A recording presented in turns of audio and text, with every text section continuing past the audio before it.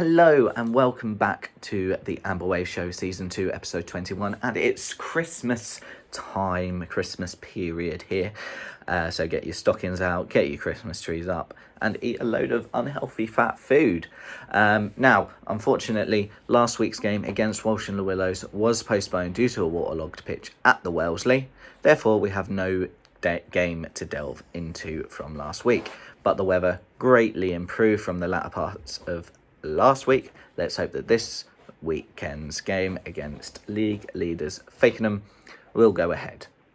Now, Fakenham play at a ground called Clipbush Park. It's been their home since 1996, and they've even hosted Championship side Watford at their ground. Now, Fakenham have consistently been in the Thurlow Nunn Premier Division since the 2012 to 2013 season, with their 2011 to 2012 season finishing second in the Thurlow Nunn Division 1 before it was clipped into two different branches of North and South. It was just Division 1, missing out on the League Leaders Trophy, who I believe it was to Good Manchester Rovers, but I can't remember completely. Just by a couple of goals on goal difference. They missed out on 2 goals on goal difference. Now, Fakenham have pushed in on their form from the previous 3 campaigns. Their previous seasons, they've finished 4th, 2nd and 6th in that order. So they've been on the upper part of playoffs and promotion over the last 3 seasons. Now, as I said earlier, they're sitting top of the league. They've played 20 games so far this season, while they have mustered 12 wins, 3 draws and 5 losses. Now, Fakenham, over the last 5 games, I think it's fair to say their form's been okay. It hasn't been good, but it also hasn't been bad. It's just been okay. So they've won 2 games, one of which has been in the senior Norfolk Senior Cup, one being in the league. They've also drawn 2 games, and they have lost a league game in that period as well. Now, the Bloaters, we're currently sitting 10th in the league, which in my opinion is probably a bit of a false position, as we have a fair few games in hand on teams above us.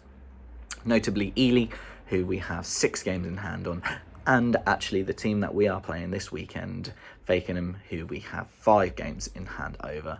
Win our games in hand, and we move up to 4th in the league. In fact, us sitting in 10th, there's only one team above us in the table that has actually played the same amount of games than us. None have played less, which means 8 out of the 9 teams above us we have games in hand on. Now, the Bloaters are well rested after their postponed match against Walsh and the Willows, meaning that our last game in general was actually against, back then, the league leaders, Ely, on the 16th of November. Now, the Bloaters have been in decent form of late. 3 wins out of the last 5, 2 of which come in penalty shootouts against Long Stratton and Great Wakering Rovers. They have also had a draw in that period, again, at that time, league leaders Ely, and we've also had a loss. And in fact, Yarmouth have only lost 2 games in their last 12, so pretty good, decent form for the Bloaters. Fakenham and Yarmouth have actually already gone head-to-head this season in the first part of this season's saga, with a dominant 4-1 win at the Wellesley. And at that point, Fakenham were the league leaders. Now, overall, this does look like a fantastic head-to-head match. 2 teams that play good football, none of this hoofball, none of this hacking, none of this dark arts football, WWE MMA style football, like you see from, I don't know, the likes of Histon, for example.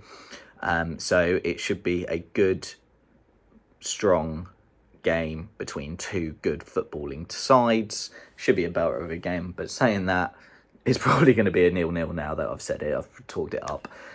But my prediction for this game is going to be a very hard game. We're going to be away from home.